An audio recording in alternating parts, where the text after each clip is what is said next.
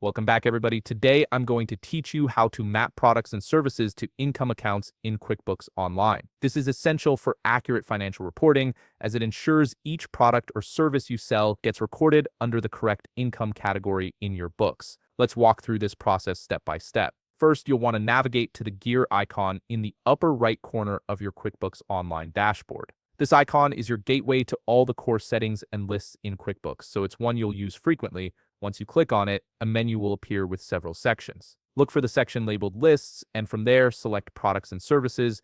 This is where QuickBooks stores all the items you sell, whether they're physical products or services you offer. Once you're in the Products and Services section, you'll see a list of everything you've set up in QuickBooks. Browse through this list and find the specific product or service you want to map to an income account. When you've located it, click the Edit button on the right side of that row.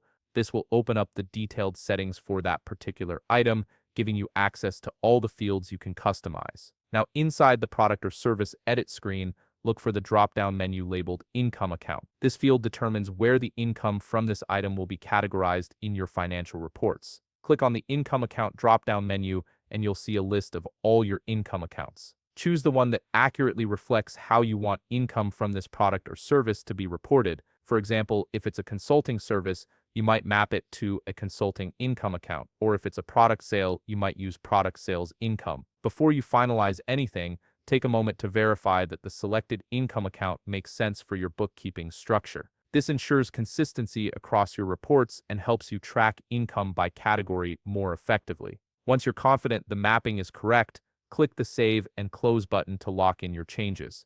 If you have multiple products or services to update, simply repeat these steps for each one. It might take a few minutes up front, but having your products and services properly mapped will save you time and headaches when it comes to running reports and understanding where your income is coming from. If you found this video helpful, please leave a like, subscribe, and see you in the next video.